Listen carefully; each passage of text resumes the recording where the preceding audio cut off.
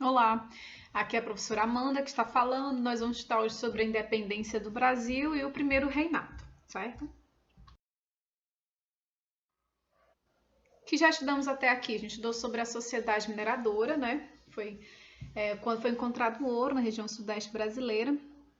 E a gente estudou também sobre a conjuração mineira e conjuração baiana, que foram os movimentos, né, que buscavam separar as províncias tanto de Minas Gerais ou da Bahia de Portugal. Né? A gente também estudou sobre a vinda da família real para o Brasil, que ocorreu em 1808, trazendo profundas transformações políticas e econômicas para o país. Né? Ocorreu também a Revolução Pernambucana, que a gente estudou, né, em 1817, um movimento de separação que iniciou com Pernambuco, depois foi outras províncias do Nordeste aderindo, né? E a Revolução Liberal do Porto, que ocorreu em Portugal, mas teve imensas repercussões no país, porque lá o que aconteceu? Eles começaram a exigir a volta de Dom João VI para Portugal, e aí ele volta e deixa Dom Pedro I como regente aqui no Brasil, né? O regente, ele não pode, não é um imperador, né? Ele tem que obedecer às ordens enviadas por Dom João VI. Né? Então, houve ainda uma pressão das cortes portuguesas para Dom Pedro I voltar para Portugal, só que ele decide ficar, que foi em 9 de janeiro, né, que foi declarado então como o dia do fico. O que acontece? O dia do fico vai trazer uma série de outras consequências também, porque a elite local brasileira começa a pressionar Dom Pedro I, porque começa a exigir, olha, ou você, né, fica à mercê das ordens de Dom João VI vindo de Portugal, ou você se torna, então, o imperador do Brasil, proclamando a independência no país.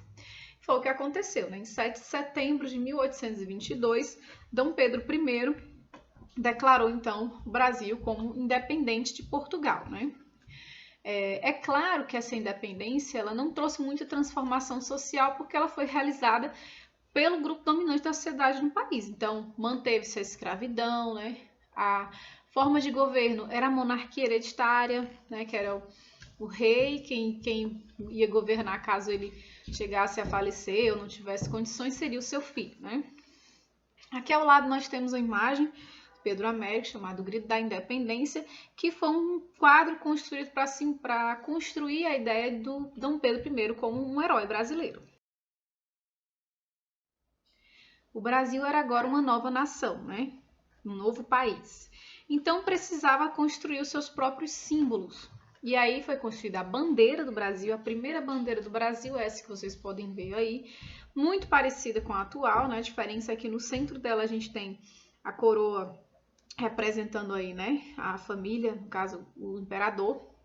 Ao lado, nós temos o Dom Pedro I sendo aclamado pelo povo, né, uma construção desse herói brasileiro popular. E abaixo nós temos o hino da independência. Um hino, né, que foi construído também como um símbolo da nação, né. Vou colocar aqui um pouquinho do trecho do hino da independência.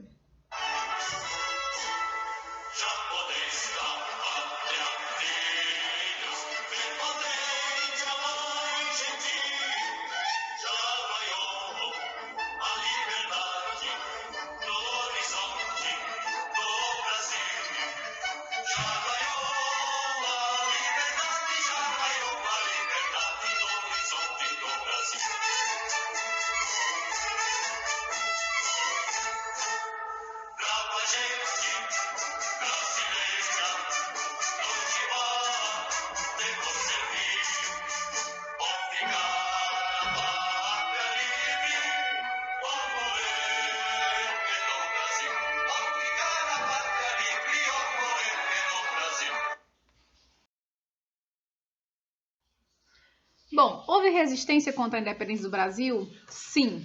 Por quê? Porque o que acontece? Aqui no Brasil tinham tropas portuguesas e tinham colonos portugueses que ainda eram fiéis à coroa portuguesa, né? Então eles não estavam de acordo com a independência do Brasil.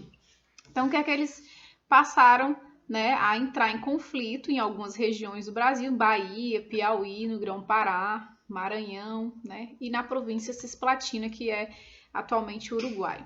Então essas regiões foram as regiões onde houve conflitos, né, para resistir contra a independência do Brasil.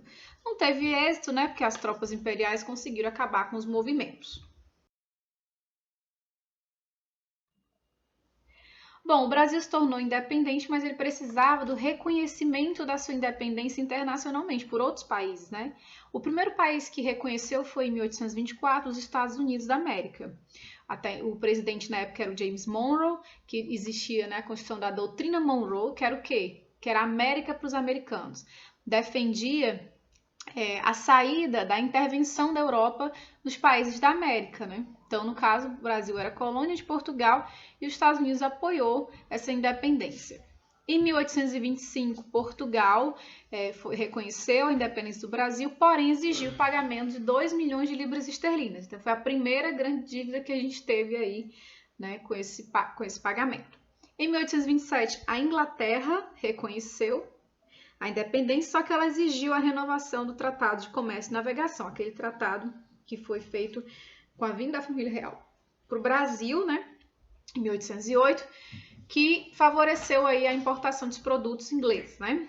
E eles também exigiu a extinção da escravidão por pelo menos 3 anos, né? E claro que isso não aconteceu, porque a gente sabe que a escravidão só foi abolida no final do segundo reinado, né? Já no finalzinho, em 1888. Bom, essa nova nação, ela construiu também uma constituição, né? Claro, teria que ter as suas próprias leis. O que é uma constituição? Constituição é o principal código de lei de um país, né? Então, a nossa primeira constituição foi essa Constituição de 1824. Vamos entender primeiro como ela foi construída. Primeiro, houve uma assembleia formada pelos deputados de várias províncias que se reuniram para elaborar a Constituição do Brasil. Essa Constituição ficou chamada de Constituição da Mandioca. Ela acabava limitando um pouco o poder de Dom Pedro I.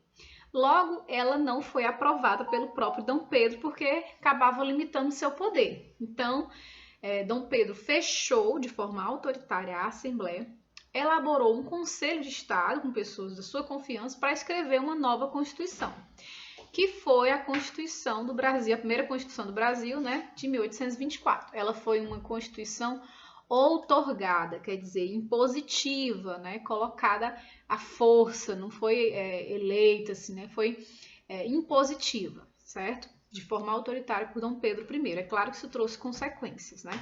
Mas a gente vai ver um pouquinho sobre a Constituição do Brasil. A Constituição, né, a gente vai ver alguns pontos da Constituição, a gente não vai ver toda ela, porque ela, né, é um código de leis imenso, mas o que a gente vai mais destacar é que ela adotou a monarquia hereditária, né, que era o quê? Quem governava era o rei, né, e só quem podia assumir o trono seria o seu filho, ou sua filha, né, enfim. O voto censitário, que acabava exigindo uma determinada quantia, né, de valor para a pessoa votar e para ser votada, né. Para votar era uma quantia e para ser votado tinha que ter mais ainda, dinheiro, né? Dinheiro e posses, né? E o outro foi a criação da divisão dos poderes em 4, né? Que foi colocado aqui os poderes moderador, legislativo, executivo e judiciário, como a gente pode ver no quadro abaixo.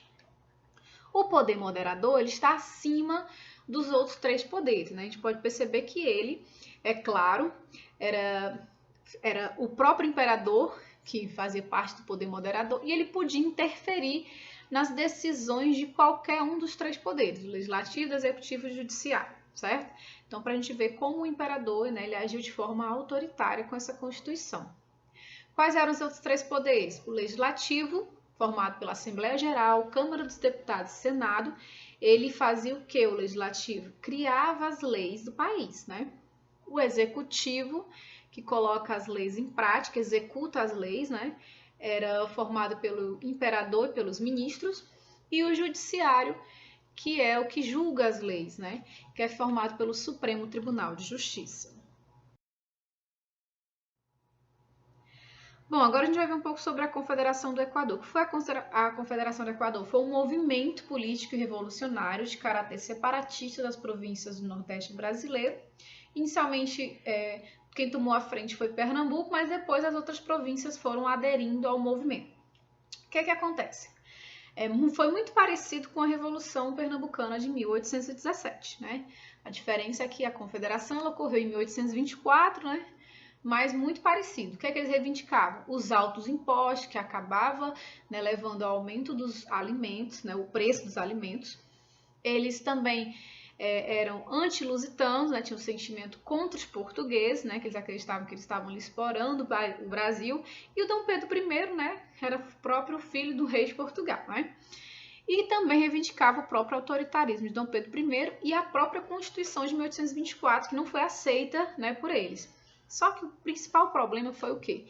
Foi quando Dom Pedro I simplesmente tirou o presidente da província local e nomeou um novo presidente sem consultar as pessoas. Então esse foi o principal problema, né, que partiu dali, juntando todas as outras reivindicações e levou à Confederação do Equador. Ao lado a gente tem a bandeira construída pelos confederados, né? Você tem aí o nome Confederação, né? Independência, União, Liberdade e Religião. Apoio aos pernambucanos nas demais províncias. Quais foram as províncias que foram aderindo ao movimento da Confederação do Equador? Foi Alagoas, Paraíba, Rio Grande do Norte e o Ceará. Novamente, né? Como a gente viu, muito parecida com a Revolução Pernambucana de 1817, quer dizer, foi o Nordeste tentando novamente essa independência, parte do Nordeste, né? A Confederação do Equador, o nome, né, foi por causa devido à proximidade da região do conflito com a linha do Equador, né? Por isso que ficou o nome Confederação do Equador. Os principais líderes da Confederação do Equador foram Frei Caneca, religioso, né? Cipriano Barata, que estava no movimento da Conjuração Baiana, na própria Revolução Pernambucana de 1817 e agora também na Confederação do Equador, né? Escrevia jornais, né? Tinha lá os seus jornais criticando muito a postura autoritária e tudo mais. Aqui no Ceará, a liderança foi da família Alencar, com Bárbara de Alencar, né? E os seus filhos Tristão de Alencar e o padre Alencar.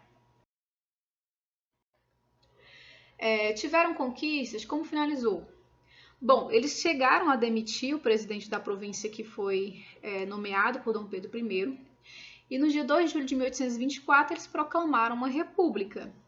Só que como o movimento tinha contradições entre ele, né, que alguns queriam o fim da escravidão e outros não, então acabou enfraquecendo o movimento. Eles conseguiram resistir ainda por quase 2 meses, mas logo depois as tropas imperiais conseguiram acabar com o movimento, né? E os líderes e os envolvidos, né, foram presos, perseguidos e mortos, né, fuzilados e tudo mais. Aqui é uma cena, né, do suposto momento do fuzilamento de Frei Caneca. Bom, vários fatores levaram à impopularidade de Dom Pedro I. Vamos entender quais foram eles. O primeiro, mais importante, foi a crise econômica financeira. Estava circulando mais moeda do que a relação propriamente da riqueza que nós tínhamos no país, né? O Brasil estava pegando dinheiro, muito dinheiro emprestado, não tinha uma circulação real da riqueza que a gente tinha. Então, isso ocorreu uma inflação, né? E ocasionou a falência do Banco do Brasil. Então, foi um grande problema, né? O Dom Pedro não estava dando de conta das finanças. Outra questão foi a questão da Cisplatina, que era a Cisplatina, foi a região do Uruguai, que antigamente pertencia ao Brasil, e só que eles estavam buscando a sua independência. E aí Dom Pedro I financiou toda uma guerra para manter esse território no Brasil. Mas foi um desgaste desnecessário, porque os próprios brasileiros, né, já tinham visto que eles já aceitavam essa certa independência do Uruguai, então foi um conflito, um desgaste que não teve necessidade de ser feito, né? Houve também outro problema que foi a sucessão do trono português, quer dizer, lá em Portugal, Dom João VI havia falecido, então quem deveria assumir o trono era a filha de Dom Pedro I, só que o irmão dele, Dom Miguel, aplicou o golpe e assumiu o poder. Então ele ficou inquieto com isso, né? Então acontece que os brasileiros começaram a ficar insatisfeitos porque diziam assim, Dom Pedro I, você tem que se preocupar com os problemas do Brasil, não de Portugal, né? Mas aí o que ele fez? Ele abdicou do trono, foi para Portugal, assumiu o poder que era, né, propriamente era dele, né? Não era nem da sua filha, né? Nem de Dom Miguel. Então ele abdicou do trono, deixou o filho Dom Pedro II. O problema é que o filho dele só tinha 5 anos de idade. Na Constituição já existia um parágrafo que falava sobre isso, né? Se o imperador não tivesse ainda condições de governar, né, por conta da idade ou por alguma outra questão, ia ser governado por regentes. Então foi o chamado período regencial, que deu início aí, né, logo depois do primeiro reinado no Brasil, né? Então, Dom Pedro II não assumiu, quem assumiu foi um grupo de regentes, certo? Enquanto ele alcançava a maioridade. Então é isso, pessoal. Muito obrigada, um abração e até mais.